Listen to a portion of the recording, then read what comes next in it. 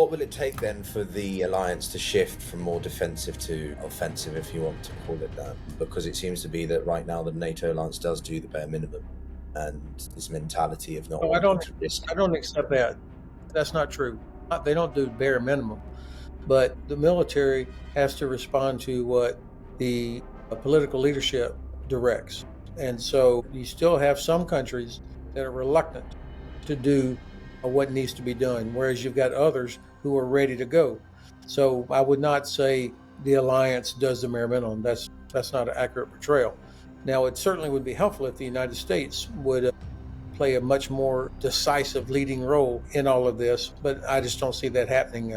The president has talked over and over and over for months about consequences for Russia if and so on, and he's never really done anything. And so I just don't see anything happening. This is the Global Gambit.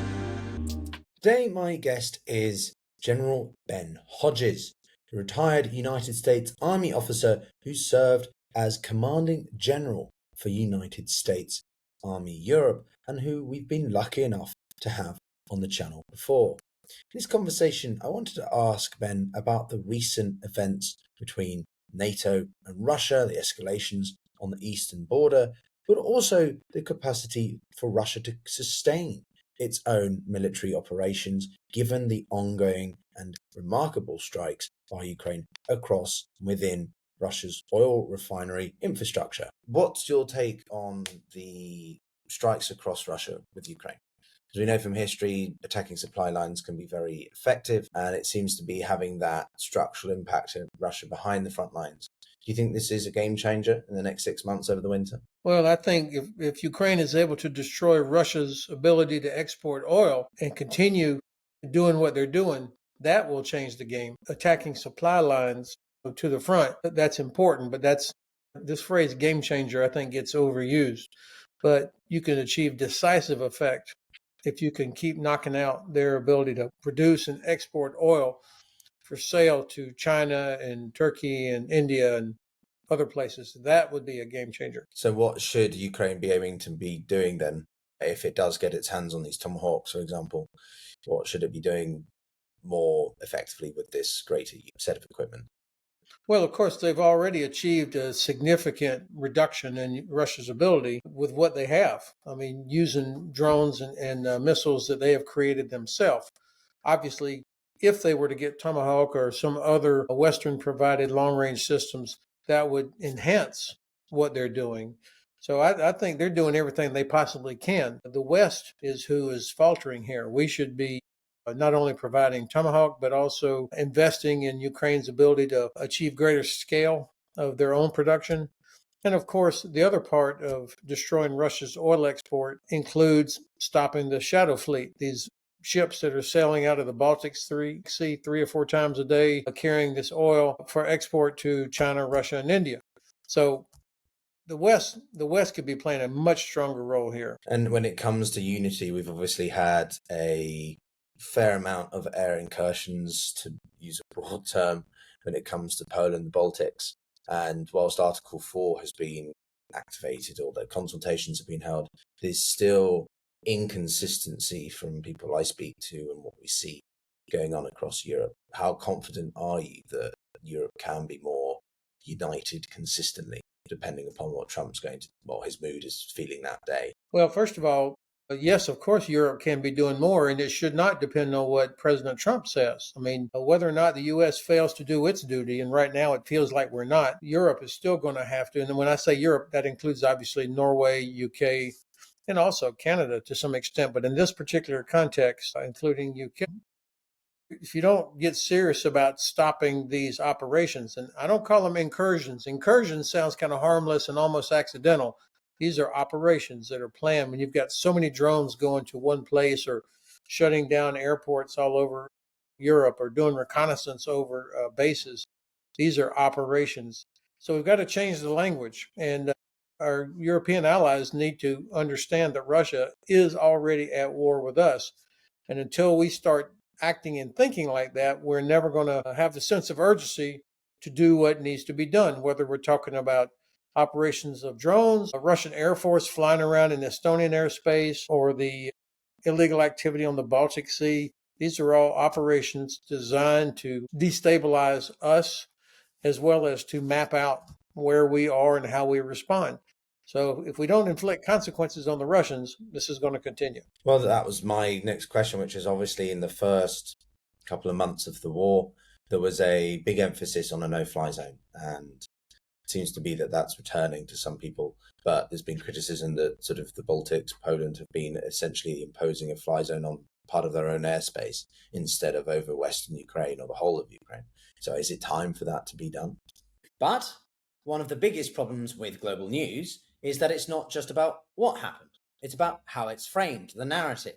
Two outlets can cover the same event and leave you with completely different impressions. And if you're only reading from one perspective, then, well, you miss half the story. Take Ukraine right now. President Zelensky has reiterated again that the current front lines should be the baseline for any future negotiations with Russia. And depending upon where you look, that single statement gets spun in completely different directions. On the one hand, in Western outlets, you'll see headlines framing it as Ukraine holding firm.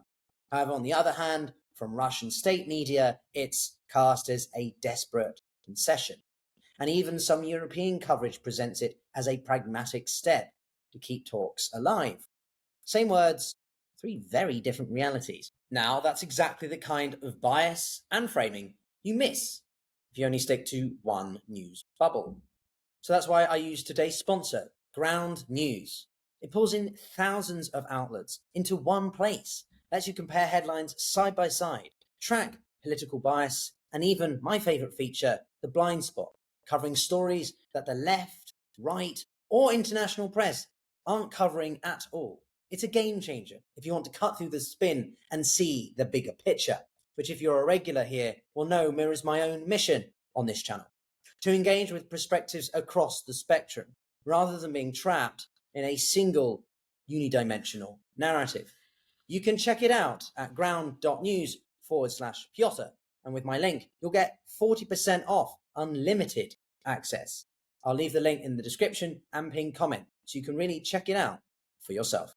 Well, we need to decide, first of all, what's our desired end state. I mean, a no-fly zone is a phrase without meaning until you put real capability up there. And if you're going to put real capability up there, you need to think about what is it that we're trying to achieve.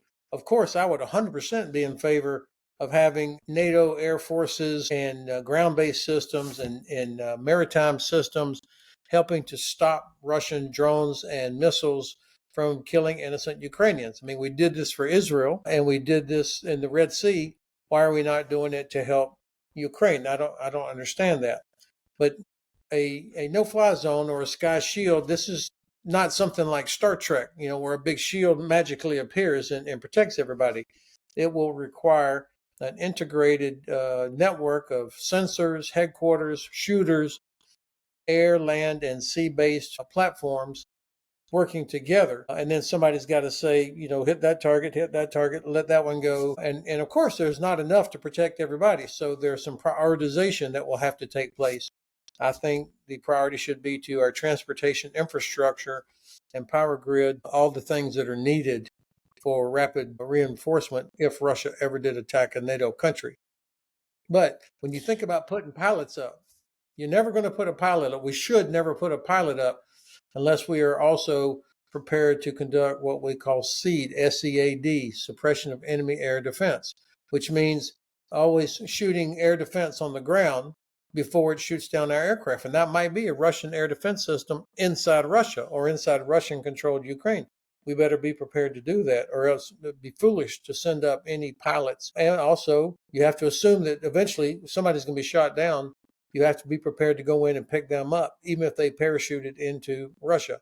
So I don't think people that toss around the phrase sky shield or something like that have thought through the implications. I'm for it, but we need to have our eyes open and understand the commitment. So that brings me to what the Russians have obviously said in response. Dmitry Peskov and others have emphasized that sort of who would be the primary orchestrator of this? Is it the Americans because they're providing the equipment or the jets are, or if Poland decides to act unilaterally, is that just Poland? or is it the whole NATO alliance? So, do the Russians have a point there? We need to sort of get ourselves organized like that, or it doesn't really make a difference because we'd be engaging the Russians directly? Well, of course, I don't care what the Russians say. We're always worried what they might do or what they might say. They should be worried as hell about what we're going to do.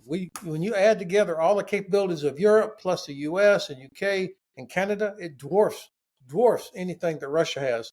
So we spend too much time worrying about what the Russians might say. I would trust the leadership of the alliance to use existing structures to do what we're talking about here.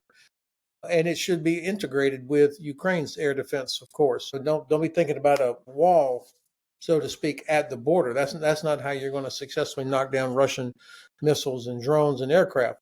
So there's existing structures that can work that out. But of course, nations are sovereign. Poland could do this by themselves, at least to protect their airspace. They don't have to wait on the U.S. or everybody else to do it. I think we're better if we are doing it together. And what will it take then for the alliance to shift from more defensive to offensive, if you want to call it that? Because it seems to be that right now the NATO alliance does do the bare minimum, and this mentality of not wanting to risk. I don't accept that.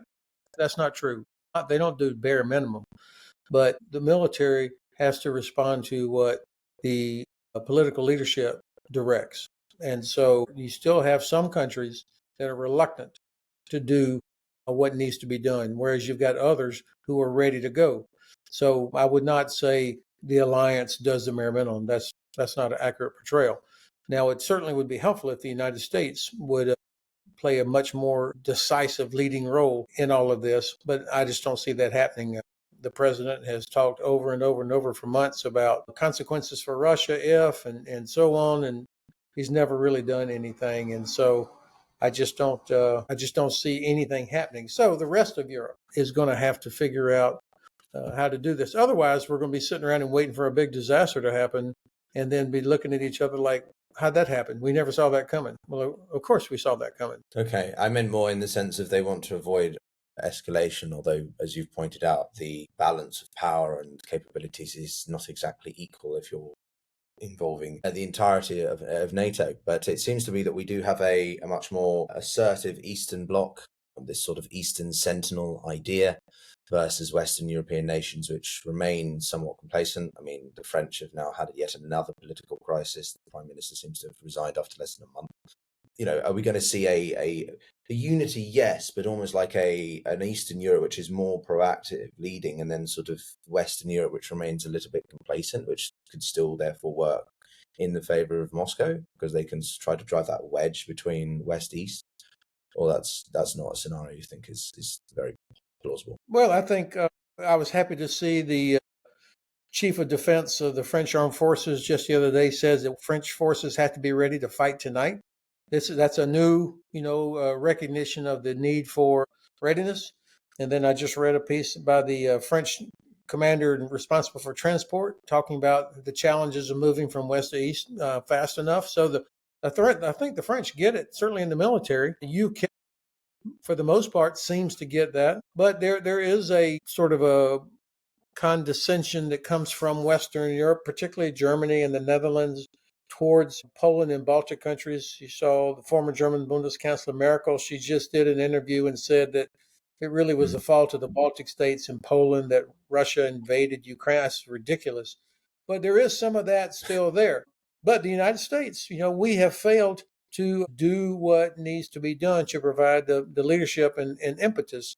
So we're going to end up mucking along until there's a disaster. But I'm tired of hearing people shake their fists, say, we need to do something. We need to go faster. I was just in Spain myself this past week at a conference, and the people, they all nod their head like, yes, we've got to do more. But, Spain's a 1%er right now. Or they're definitely not a 2%er, I should say. So until people wake up and realize that Russia, this is not a game, then we're going to continue to have some challenges. In the meanwhile, people that live closest to Russia know Russia the best, from Finland all the way down to Romania. They're not confused. No, they're not. And I guess my last question for you would simply be, what would you, if you were standing in front of the relevant people, what would you be telling them to do? Because to expand on what you just said, we do have a political crisis at the moment. The political military relationship in certain countries is not great.